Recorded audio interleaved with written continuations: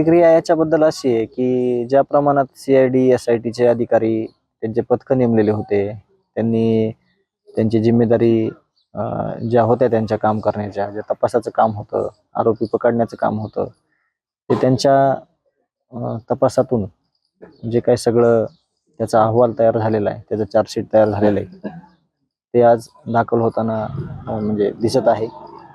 आणि आज दाखल झाल्यावर आपल्याला 2-3 दिवसानं यावर सगळ्या गोष्टीवर जास्त चांगल्या प्रमाणात स्पष्टीकरण देता येईल. खंडणी प्रकरण, हत्या प्रकरण आणि हे अॅट्रॉसिटी अशी तिन्ही गुन्ह्यात दाखल होते, याच्याबद्दल काय सांगा? हे खूप मोठ्या प्रमाणात सगळे लोक ह्याच्यामध्ये होते. अधिकारी वर्ग मोठा होता, त्याच्यामुळे ह्यांनी सगळ्यांनी मिळून हा जो तपास आहे तो वेगाने करून, आणि आपली मागणी देखील अशी आहे की आम्हाला लवकरात लवकर न्याय द्या, आरोपींना फाशी द्या.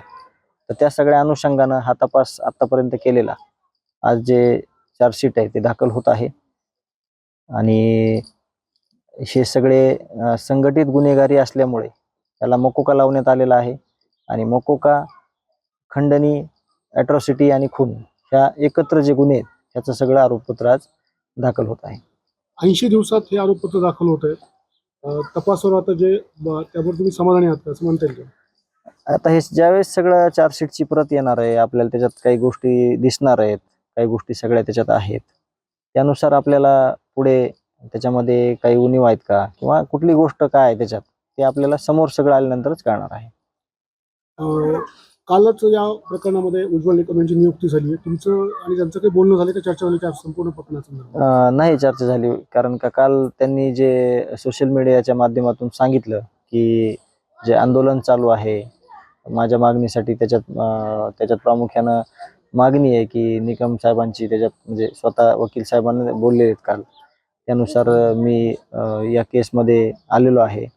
आणि आम्हाला त्यांच्याकडून एक अशी अपेक्षा आहे की आता त्यांनी न्यायाच्या प्रक्रियेमध्ये हे प्रकरण आलेलं आहे, न्यायप्रविष्ट झालेलं आहे, त्यावर आम्हाला त्यांनी न्याय द्यावा. आणि आम्हाला देशमुख कुटुंबियाला, गावाला, सर्वांना एकच मागणी आहे आमची की आम्हाला लवकरात लवकर त्यातून न्याय मिळाला पाहिजे.